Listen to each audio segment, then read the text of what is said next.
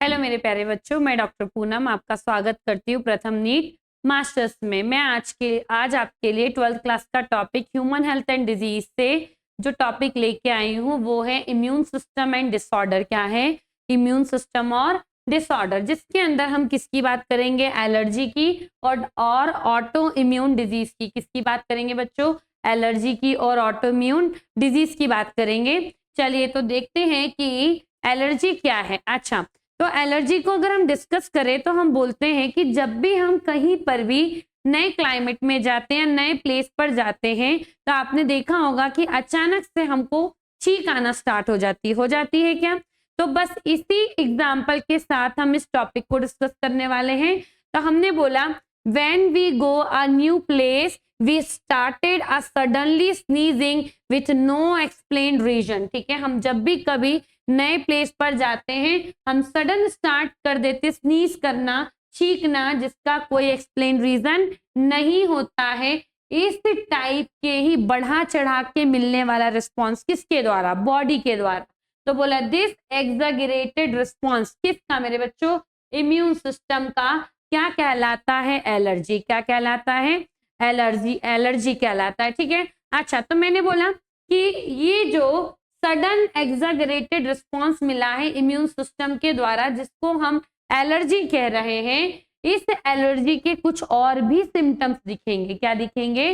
Symptoms दिखेंगे। हमने ऊपर एक ही सिम्टम देखा है जिसको हम स्नीजिंग कह रहे हैं। अब जो अदर सिम्टम्स है वो क्या है? Sneezing, watery I, running nose and difficulty in breathing. नाक से पानी का आना, आंखों से पानी का आना, छींकना, और हम बोलते सांस लेने में दिक्कत होना, जिसको बोलते डिफिकल्टी इन ब्रीदिंग। इन सभी को हम सिम्टम्स ऑफ एलर्जी क्या बोलते हैं? सिम्टम्स ऑफ एलर्जी कहते हैं। अच्छा, अब जब भी बॉडी में एलर्जी होगी या बॉडी क्या देगी? एग्जैगरेटेड रिस्पॉन्स देगी, तो उस रिस्पॉन्स में बॉडी के अंदर बनती क्या है? एंटीबॉडीज। क्या बनती है? एंटीबॉडीज। किसके अगेंस्ट? एंटीजन के अगेंस्ट। कौन सी एंटीबॉडीज बनेगी मेरे बच्चों? आईजीई। कौन सी एंटीबॉडी बनेगी? आईजीई एंटीबॉडी बनेगी। अच्छा, तो मैंने बोला बॉडी ने सडनली क्या किया? स्नीज करना चालू कर दिया। किसके? कहां पर? नए प्लेस पर। किसके अगेंस्ट? एंटीजन के अगेंस्ट, रिस्पॉन्स के रूप में, जिसे क्या बोल रहे हैं? Exaggerated response. और किसके द्वारा मिला? इम्यून सिस्टम के द्वारा। इस इम्यून सिस्टम ने ये जो एग्जैगरेटेड रिस्पॉन्स दिया है वो किसके लिए दिया है? एंटीजन के लिए। किसके लिए दिया है? एंटीजन के लिए। तो एलर्जी कॉजिंग एंटीजन या एजेंट क्या कहलाएगा? एलर्जेंस कहलाएगा। बच्चों क्या कहलाएगा? एलर्जेंस कहलाएगा। ठीक है। अच्छा, तो एलर्जेंस या एंटीजन या एजेंट क्या क्या है? पोलेन है, मिट्स डस्ट है और एनिमल डेंडर है। कितने एग्जांपल्स दिए एनसीईआरटी ने? 3। पहला क्या है? पोलिन, दूसरा मिट्स इन डस्ट है, तीसरा है एनिमल डेंडर। ये सभी क्या कहलाएंगे? एलर्जेंस कहलाएंगे, क्योंकि एलर्जी कॉज करा रहे हैं। क्या कॉज करा रहे हैं? एलर्जी कॉज करा रहे हैं। ठीक है। अच्छा, फिर हम बोलते हैं क्या कि जब भी बॉडी ने सडनली स्नीज करना चालू किया है, मतलब जिसका कोई रीजन नहीं, एक्सप्लेन रीजन नहीं है, मतलब क्या है? It means you are sensitive to some particles in environment. इस नए प्लेस में जो इन्वायरमेंट है ना, जहां पर आप जाने के बाद आपको सडन स्नीजिंग चालू हुई है, उस नए प्लेस पर इन्वायरमेंट में प्रेजेंट पार्टिकल्स, कुछ पार्टिकल्स के लिए आपकी बॉडी क्या है? सेंसिटिव है। क्या है? सेंसिटिव है। अच्छा, जैसे ही आप इस सेंसिटिव पार्टिकल्स के कांटेक्ट में आए हैं, बॉडी में मिलने वाली कौन सी सेल? मास्ट सेल्स ने रिलीज किया है किसको? सेरोटोनिन को और हिस्टामिन को। किसको रिलीज किया है? सेरोटोनिन एंड हिस्टामिन को।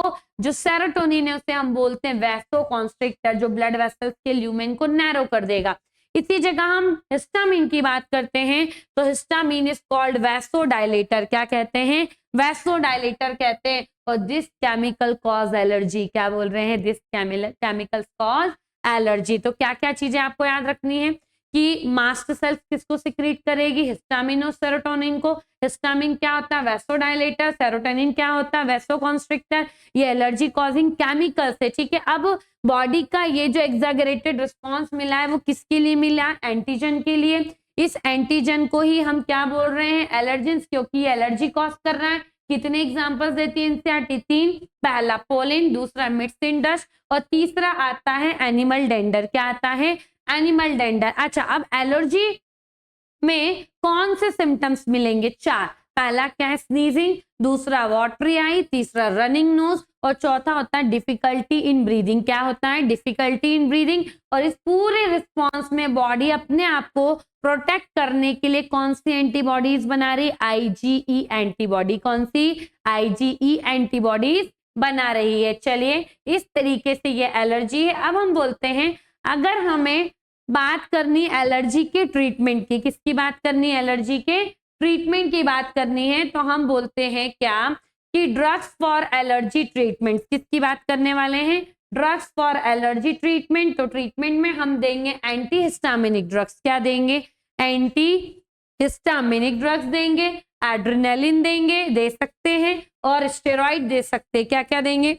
एंटीहिस्टामिनिक ड्रग्स, एड्रेनालिन और स्टेरॉइड। और ये क्या करेंगी? क्विकली रिड्यूस कर देंगी सिम्टम्स ऑफ एलर्जी को। किसको? क्विकली, तुरंत तुरंत क्या कर देंगी? रिड्यूस कर देंगी। किसको? सिम्टम्स ऑफ एलर्जी को। ठीक है मेरे बच्चों, किसको रिलीज कर देंगे? रिड्यूस कर देंगे सिम्टम्स ऑफ एलर्जी को। अब अगर हम बात करें कि एलर्जी नाउअडेज क्यों कॉमन होता जा रहा है, पहले एलर्जी नाम की कोई भी बला हमको इतनी आसानी से सुनाई नहीं देती थी सराउंडिंग्स में, पर आजकल हम हर तीसरे चौथे पर्सन के मुंह से सुनते हैं कि मैं सेंसिटिव हूँ इस क्लाइमेट के लिए या इस चीज के लिए, मुझे कहीं भी जाता हूँ तो सडन स्नीजिंग होने लग जाती है। तो हम बोल रहे हैं मॉडर्न डे लाइफ स्टाइल। क्या बोल रहे हैं? मॉडर्न डे लाइफ स्टाइल जो पर्सन का है ना, वो पर्सन में क्या कर रहा है? इम्यूनिटी को लोअर करता चला जा रहा है, डाउन करता जा रहा है। कैसा कर जा रहा है? लोअर करता चला जा रहा है। साथ ही साथ मॉडर्न डे का ही लाइफ स्टाइल पर्सन को मोर सेंसिटिव बना दे रहा है। कैसा बना दे रहा है? मोर सेंसिटिव बना दे रहा है। किसके लिए बना दे रहा है? एलर्जेंस के लिए। ये लाइफ स्टाइल की बात की है, मतलब हम अपने लाइफ स्टाइल से खुद अपने अंदर क्या डेवलप करवा रहे हैं? एलर्जी। क्यों करवा रहे हैं? क्योंकि इम्यून सिस्टम कैसा हो रहा है? वीक, लोअर होती जा रही है इम्यूनिटी हमारी इम्यून सिस्टम की या बॉडी की, जिसके कारण हम एलर्जेंस के लिए क्या होते चले जा रहे हैं? सेंसिटिव होते चले जा रहे हैं। ठीक है, तो ऐसा ही कुछ एग्जाम्पल हम यहाँ ऐसे डिस्कस करते हैं क्या कि इन metro city of India more and more children suffering from, क्या बोला? Metro cities of India. India में मिलने वाली मेट्रो सिटीज की बात कर ले, जैसे दिल्ली बहुत पॉल्यूटेड है, ठीक है, पॉल्यूशन है वहां पर, ठीक है, और भी एग्जाम्पल्स है, पर मैंने दिल्ली का एग्जाम्पल इसलिए लिया क्योंकि वहाँ पॉल्यूशन के केसेस हमको आए दिन सुनने को मिलते हैं। तो हमने क्या बोला? Metro cities of India more and more children suffering from allergy and asthma. Metro India की मेट्रो सिटी के ही क्या चिल्ड्रन किससे सफर कर रहे हैं? एलर्जी और अस्थमा से। क्यों? Due to sensitivity to the environment, क्योंकि वो क्या है? सेंसिटिव है। किसके लिए? उस इन्वायरमेंट के लिए। क्योंकि जब अर्ली चाइल्डहुड है, मतलब चिल्ड्रन की एज है, उस समय उनके पेरेंट्स ने उनको किस में रखा है? प्रोटेक्टेड इन्वायरमेंट में। किस में रखा है? प्रोटेक्टेड इन्वायरमेंट में। यही बोला है, due to sensitivity to the environment because to the protected environment provided in the early life. आपने बच्चों को मिट्टी में खेलने ही कूदने नहीं दिया है, एक्सपोजर ही नहीं दिया है। आ रही बात समझ में? इसलिए उनका इम्यून सिस्टम क्या हो गया? वीक है। उनको उस एज में इम्यून पावर डेवलप ही नहीं हो पाया, इसलिए वो क्या हो गए? अब सडन जब हम ऐसे एलर्जेंस के कांटेक्ट में आएंगे तो बॉडी रिस्पॉन्स देगी। किस रूप में? एग्जैगरेटेड रिस्पॉन्स के रूप में। उसी को हम क्या बोल रहे हैं? एलर्जी बोल रहे हैं। Are you getting my point my बच्चों?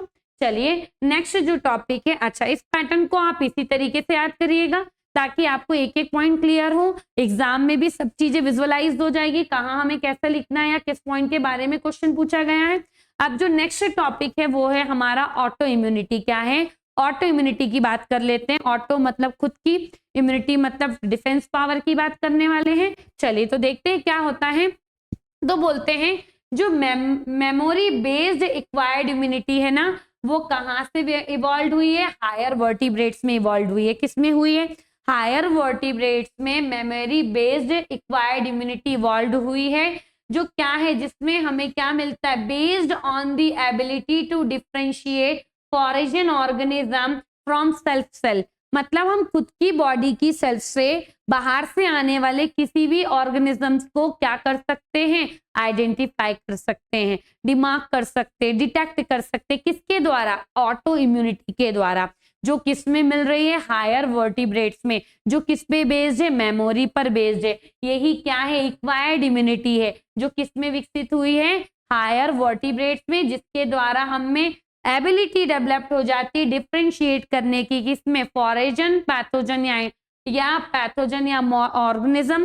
कहाँ से आप आइडेंटिफाई कर सकते हैं, सेल्फ सेल से। ठीक है मेरे बच्चों, तो हमने बोला memory based acquired immunity evolve कहाँ हुई है, हायर वर्टिब्रेट्स में, जिससे जो किस पे बेस्ड है, एबिलिटी पर, कौन सी, डिफरेंशिएट करने की, कहाँ किसकी, फॉरेजन ऑर्गेनिजम्स को, कहाँ से, फ्रॉम सेल्फ सेल से। ठीक है, अब हम बोलते हैं कि जो हायर वर्टिब्रेट्स है ना मेरे बच्चों, उनमें क्षमता है, या मैं बोलूं कैन डिस्टिंग्विश, वो पहचान सकते हैं किस किस को, foreign molecule as well as foreign किसको, ऑर्गेनिज्म को। मतलब बाहर से आने वाले पैथोजन को भी और किसी भी मॉलिक्यूल्स को वो क्या कर सकते हैं, डिफरेंशिएट कर सकते हैं। किससे, सेल्फ सेल से। किससे, सेल्फ सेल से। इस कॉल्ड ऑटो इम्यूनिटी, यही क्या है, ऑटो इम्यूनिटी कहलाता है। चलिए अब हम देखते हैं कि some time due to genetic disorder, क्या बोला मैंने, some time due to genetic disorder और other unknown reason body attacked on self self. मतलब कुछ जेनेटिक डिसऑर्डर्स और अननोन रीजन के कारण कभी कभी बॉडी क्या करने लगती, खुद की ही सेल्फ पर अटैक करने लगती। बॉडी मतलब बॉडी का इम्यून सिस्टम खुद की सेल पर ही अटैक करने लगेगा, तो क्या होगा, डैमेज कॉज होगा। किसमें, बॉडी के अंदर। तो बॉडी में क्या हो रहा है, डैमेज, किसके द्वारा, खुद के इम्यून सिस्टम के द्वारा, क्योंकि इम्यून सिस्टम क्या कर रहा है, अपने पराई में डिफरेंशिएट नहीं कर पा रहा है, इसीलिए वो खुद की सेल्फ को दूसरी बाहर से आई हुई सेल या पैथोजन के रूप में आइडेंटिफाई करके डिस्ट्रॉय करने लगा है। मतलब ऑटो इम्यूनिटी वर्क नहीं कर रही है। समझ में आ रही है बात। तब जब इस कारणों से क्या हो, बॉडी में डैमेज होने लगे, उसे हम क्या बोलेंगे, ऑटो इम्यून डिजीज। क्या बोलेंगे, ऑटो इम्यून डिजीज बोलेंगे मेरे बच्चों। और इसके कुछ एग्जाम्पल्स है जिनसे नीट में एग्जाम में क्वेश्चन आते हैं, जैसे कि माइस्थीनिया ग्रेविस। क्या है पहला एग्जाम्पल या पहला डिसऑर्डर, क्या है, माइस्थीनिया ग्रेविस, जिसको हम किसके अंदर रख रहे हैं, ऑटो इम्यून डिजीज के अंदर रख रहे हैं। माइस्थीनिया ग्रेविस में कुछ नहीं होता, एसिटाइल कोलिन एक न्यूरोट्रांसमीटर होता है जो न्यूरोमस्कुलर जंक्शन में रिलीज होता है। तो न्यूरोमस्कुलर जंक्शन में रिलीज होने वाले एसिटाइल कोलिन के लिए क्या बन जाती है, एंटीबॉडीज। तो जहां भी जैसे भी जब भी एसिटाइल कोलिन रिलीज होगा, बॉडी में क्या बन जाएंगे, उसके अगेंस्ट एंटीबॉडी, और उस एसिटाइल कोलिन को क्या कर देंगे, डिस्ट्रॉय कर देंगी। तो ये क्या कहलाएगा, माइस्थीनिया ग्रेविस। नेक्स्ट डिसऑर्डर है पर्नीशियस एनीमिया। पर्नीशियस एनीमिया में क्या होता है, बॉडी में स्टमक से रिलीज होते हैं इंट्रिंसिक फैक्टर ऑफ कैस्टल, जो क्या होते हैं, विटामिन B12 को एब्सॉर्ब कराने के लिए नेसेसरी होते हैं। अब बॉडी ने क्या करा, इंट्रिंसिक फैक्टर ऑफ कैस्टल के अगेंस्ट एंटीबॉडी बना ली है। तो जैसे ही रिलीज होंगे वो उनको डिस्ट्रॉय कर देंगे, तो बॉडी के अंदर विटामिन B12 एब्सॉर्ब नहीं हो पाएगा और पर्सन किससे सफर करेगा, पर्नीशियस एनीमिया से। किससे, पर्नीशियस एनीमिया। दूसरा है हॉशिमोटो डिजीज। हॉशिमोटो डिजीज में एंटीबॉडीज, बॉडी खुद एंटीबॉडीज बना लेगा, किसके लिए, थायराइड ग्लैंड के अगेंस्ट। किसके अगेंस्ट बना लेगा, थायराइड ग्लैंड के अगेंस्ट बना लेगा। और नेक्स्ट आता है रूमेटॉइड अर्थराइटिस, जिसमें साइनोबियल जॉइंट्स में IgM एंटीबॉडीज इम्यूनोग्लोबुलिन फैक्टर के रूप में बन जाती है और जॉइंट्स में क्या कराती है, डिस्ट्रक्शन कॉज कराती है। तो आपके पास ऑटो इम्यून डिसऑर्डर कौन से, पहला और माइस्थीनिया ग्रेविस, दूसरा है पर्नीशियस एनीमिया, तीसरा है हॉशिमोटो डिजीज और चौथा आता है मेरे बच्चों रूमेटॉइड अर्थराइटिस। कौन सा आता है, रूमेटॉइड अर्थराइटिस। ये सब कब डेवलप होंगे, जब हमारा खुद का इम्यून सिस्टम क्या करे, खुद की बॉडी की सेल के अगेंस्ट क्या बना ले, एंटीबॉडीज, और सेल्फ डिस्ट्रक्शन कॉज कराने लगे। तब ऐसी सिचुएशन में जो डिसऑर्डर डेवलप हो रहे हैं, किसके प्रॉपर ना वर्क करने के कारण, ऑटो इम्यून सिस्टम के प्रॉपर वर्क ना करने के कारण, इसी से डेवलप होता है ऑटो इम्यून डिसऑर्डर्स। क्या डेवलप होते हैं, ऑटो इम्यून डिसऑर्डर डेवलप होते हैं। आई होप सो बच्चों ये छोटा सा टॉपिक आपको समझ में आया होगा। Thank you so much. अब मैं आपसे मिलूंगी नेक्स्ट टॉपिक के साथ नेक्स्ट क्लास में। थैंक यू सो मच बच्चों।